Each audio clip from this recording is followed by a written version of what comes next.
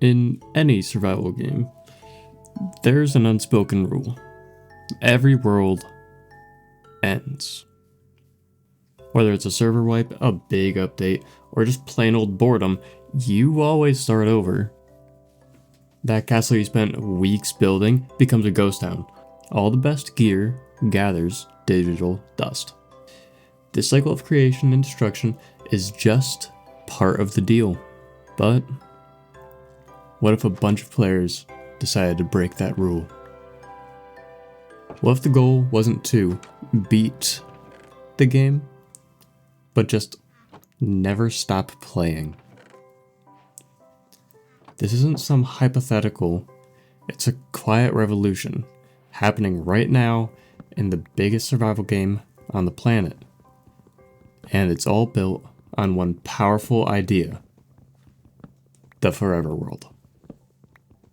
For over a decade, the gameplay loop of millions of Minecraft players has been pretty much the same. You spawn, punch a tree, survive the night, start climbing that familiar tech tree: wood, stone, iron, diamond, and finally netherite. For most people, the big finale was trekking to the end to kill the Ender Dragon. And then what? You're left in this weird void. Once the main objective is done, the game's structure just stops, leaving it up to you to figure out what to do next. For years, the community's answer was to get fast. The rise of speedrunning has turned Minecraft into a race against the clock, pure test of skill and luck. Huge creators built their channels on formats like Minecraft Manhunt, where the goal was to beat the game while your friends hunted you down. Then there were the 100-day challenges, which forced players to pull off incredible feats in a super tight time limit. These trends were exciting, and they racked up billions of views.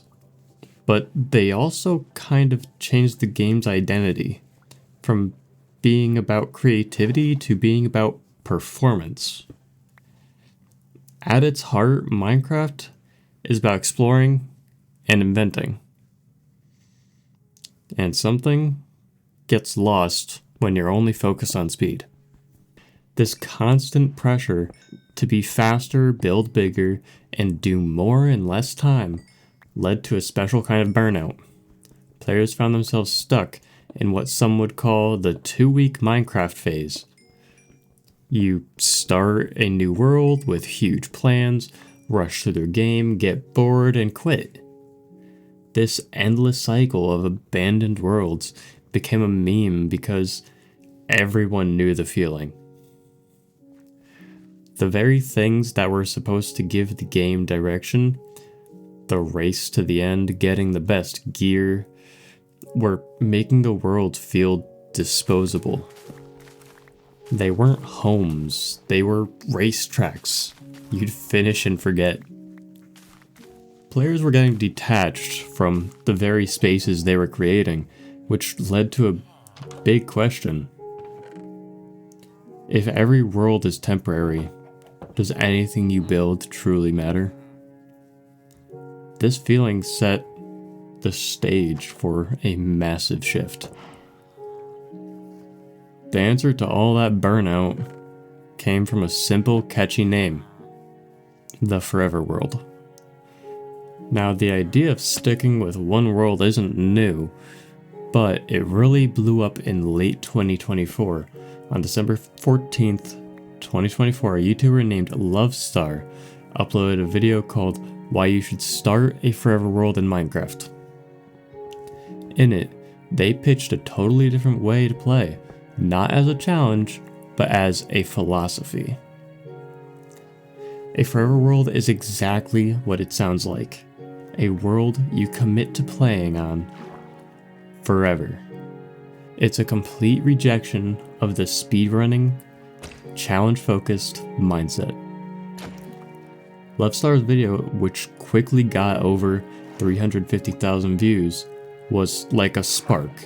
Just 2 days later, another YouTuber, Nico, posted "Starting my forever world in Minecraft," and that one resonated even more, hitting nearly 2 million views. Suddenly, the idea had a name and the whole movement behind it. YouTubers, streamers, everywhere started adding Forever World to their titles, realizing how much the concept clicked with the people. The philosophy is just so simple. Take it slow instead of rushing to get an elytra to fly everywhere. Players started exploring on foot or horseback instead of building giant industrial-style farms right away. They were making small, cozy homesteads. The goal is to soak in everything the game has to offer and focus on the journey, not the destination. Because in a forever world, there isn't really one. It doesn't matter if it's vanilla, modded, creative mode, or a server with your friends. The one rule is you don't start over. This approach changes the game for a bunch of disposable sprints into one long act of creation. YouTuber Fwip, who has been playing on his same world for years, says that the endgame Minecraft is the true sandbox, where the real goal is to create a fun experience you want to keep coming back to. It's not about being the most efficient, it's about building something you're proud of. These worlds become living histories like a digital time capsule. Players talk about their builds as temporal links to specific times in their lives, with different projects reminding them of what was happening when they built them. As Lovestar puts it, these worlds are like in-progress artwork that they continuously paint strokes of themselves into. It completely reframes what it means to play Minecraft. You're not trying to conquer it, you're learning to coexist with it. The reason the Forever World trend hits so hard goes way deeper than just a new way to play a block game. It taps into a real human need for stability and meaning in a digital world that often feels temporary. This whole slow gaming thing is a deliberate pushback against a culture that has been demanding constant progress and instant gratification. At its core, it's all about having control and leaving a legacy.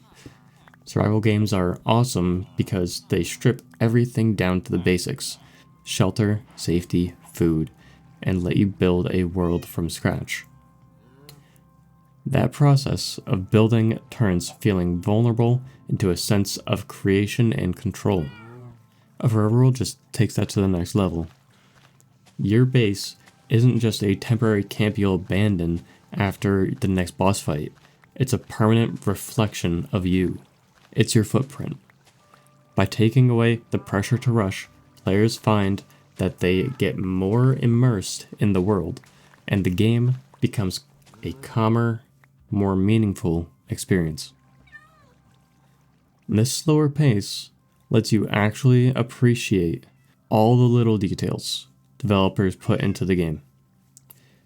It brings back a sense of curiosity that gets lost when you're checking boxes off a list.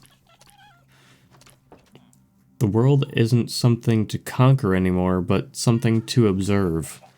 On Reddit, you'll find people talking about how they finally see the value in certain features, like the way copper blocks slowly oxidize over time, because they've stuck with a world long enough to see it happen. Playing for the long haul makes you attached to the world itself. And more than that, a Forever World is a powerful way to tell your own story.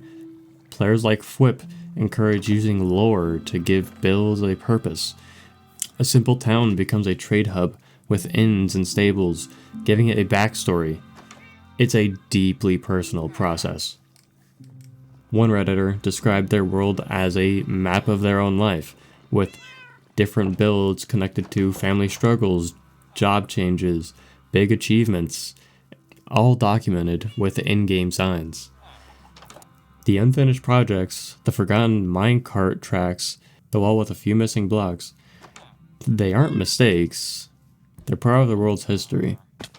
In an internet full of temporary content and seasonal resets, the Forever World offers something rare, a sense of permanence. It suggests that progress isn't always about winning, but about building. And the journey itself is the real reward. The ideas behind the Forever World: long-term commitment, player-driven stories, and just chilling out aren't just for Minecraft. This change in mindset could easily ripple across the whole survival genre, though it would look different depending on which game. For cozy or PvE-focused survival games, it's a perfect fit. Take Valheim, a game famous for its mix of brutal combat and peaceful base building.